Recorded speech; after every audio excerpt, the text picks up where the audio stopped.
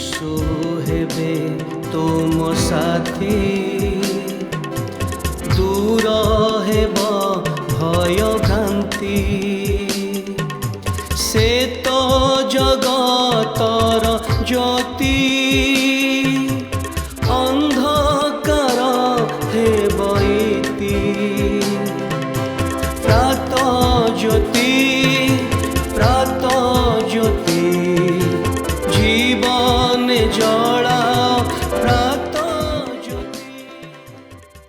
प्रिय दर्शक बंधु नमस्कार। प्रातज्योति कार्यक्रमर आउ एक विशेष अध्याय को आपण मानक स्वागत करुच्ची।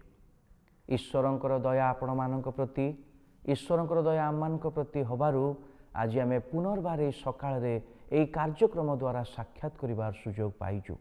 आमे समस्त मिलित भावरे ईश्वरं को धन्यवाद देवा निहाती आवश्यक, कारण ईश्वरंकर समस्त अनुग्रह एवं मंगल दान द्वारा आमाने एई सुंदर समय देखिबा पाए पाऊ।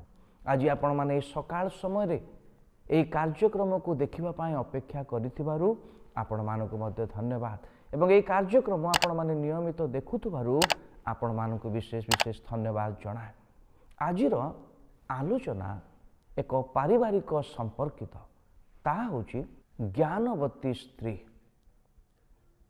पवित्र शास्त्र बाइबल रे हित उपदेश नामक एक ज्ञानयुक्त पुस्तक अच्छी जहाकू ज्ञानी राजा सोलोमन से लिखिछंती एवं से जगह रे 14 अध्याय एक पदरे से एक विशेष कथा लिखती जे से जगह लिखती ज्ञानवती स्त्री अपना गृह गुंथई किंतु अज्ञान स्त्री स्वहस्तरे ताहा भांगी पकाए। मोर प्रिय दर्शक बंधु, यह एक छोट विषय बा स्वल्प लेखा जाइतिबा एक विषय किंतु यह एक बृहत विषय को प्रकाश करे। ज्ञानवती स्त्री अपना गृह गुंथई, गुंथिबार अर्थ घर को गढ़िबा, घर को सजाड़िबा, घरर समस्त विषयर दायित्व नवा, यह होउची जणे ज्ञानवती स्त्रीर कार्य। किंतु ता परवर्ती समय से लिखती जे अज्ञान स्त्री स्वहस्तरे ताहा भांगी पकाए। आमे जदि केंद्र को देखु ताहले केंद्र रे गृह अछि। गृहर अर्थ यह इटा सीमेंट बाली रे तैयारी थिबा गृह विषय कहा जाउनी, किंतु यह एक परिवार को, गोटे परिवार को गढ़िबा एवं गोटे परिवार को भांगिबा विषय को कहा जाउछ। एवं ज्ञानी राजा सोलोमन एही कथा कहती जे जने स्त्री को पाखरे एही दक्षता एवं क्षमता अछि। जदि आपण माने आज स्त्री माने एही कार्यक्रम देखुछंती ताहले एही कार्यक्रमर एही वाक्य आपण को प्रभावित करिवो एवं आपण को उत्साहित करिवो। अनेक समय रे आमे आमनकर भल विषय नहीं आमनकर जीवन यापन करी आग को बढ़िया पाई चाहूँ, किंतु अनेक समय रे आमनकर दुर्बलता को आमे देखि पारि न थाउ, किंतु ईश्वरकर वाक्य दर्पण भली आमनकर दुर्बलता मध्य आमनको देखाए। मु एहा कहू नाही जे आपण मानक पाखरे केवल दुर्बलता अछि। आज स्त्री मानक जोगु परिवार गढ़ी उठिछि, स्त्री मानक जोगु पिला मानकर भविष्यत तैयारी होइछि, स्त्री मानक जोगु सेमानकर स्वामी सेमाने उत्तम भावरे रही पारंती। आमे आहुरी टिके आमनकर जीवन को आहुरी उत्तम करिबा पाए विशेष करी ए कार्यक्रमर ए अंश रे लिखा अछि जे ज्ञानवती स्त्री अपना गृह गुंथई। गुंथिबार अर्थ घर को गढ़िबा एवं सजाड़िबा।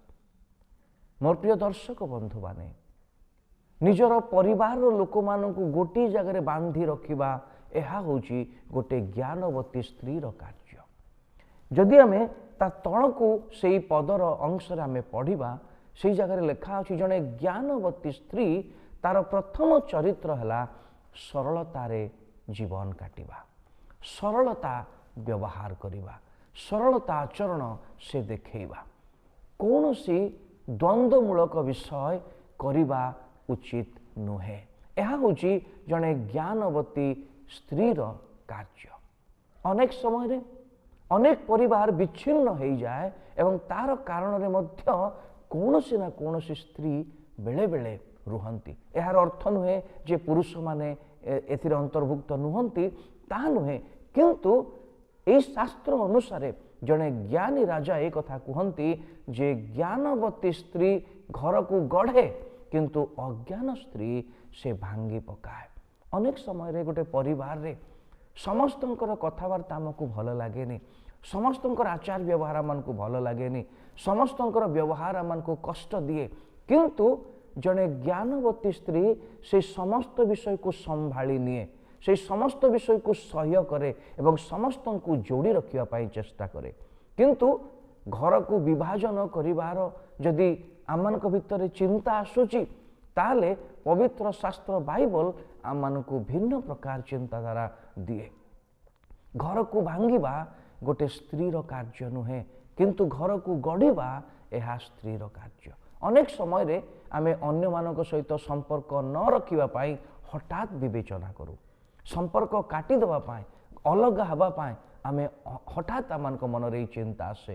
କିନ୍ତୁ ମୋର ପ୍ରିୟ ଦର୍ଶକ ବନ୍ଧୁମାନେ, ଘର ଗଢ଼ିବା ଜ୍ଞାନୀ ଲୋକର କାର୍ଯ୍ୟ, କିନ୍ତୁ ଘର ଭାଙ୍ଗିବା ଅଜ୍ଞାନୀ ଲୋକର କାର୍ଯ୍ୟ ବୋଲି ପବିତ୍ର ଶାସ୍ତ୍ର ଆମମାନଙ୍କୁ କହେ।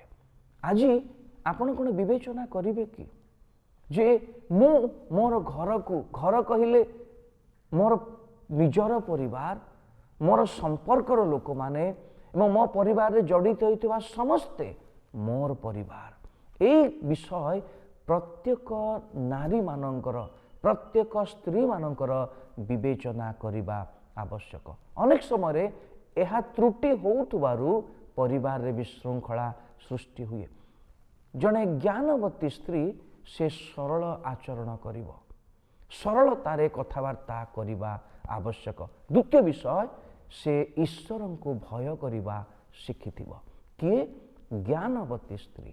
ଜ୍ଞାନବତୀ ସ୍ତ୍ରୀର ଦୁଇଟି ଚରିତ୍ର ଆପଣଙ୍କୁ ମୁଁ କହିଲି, ଗୋଟିଏ ହେଉଛି ସରଳ ଆଚରଣ କରିବ ଏବଂ ଦ୍ୱିତୀୟ ବିଷୟ ଈଶ୍ୱରଙ୍କୁ ଭୟ କରିବ। ଯେଉଁ ସ୍ତ୍ରୀ, ଯେଉଁ ନାରୀ ଈଶ୍ୱରଙ୍କୁ ଭୟ କରିବା ଶିଖିବ, ସେହି ସ୍ତ୍ରୀ ଅନ୍ୟମାନଙ୍କୁ ସହଜରେ ପ୍ରେମ କରିପାରିବ। ଯଦି ମୁଁ ଅନ୍ୟମାନଙ୍କୁ ପ୍ରେମ କରିପାରୁନାହିଁ, ତାର ଅର୍ଥ ମୁଁ ଜାଣିବା ଦରକାର ଯେ ମୋ ପାଖରେ ଈଶ୍ୱରଙ୍କର ଭୟର ଅଭାବ ଅଛି।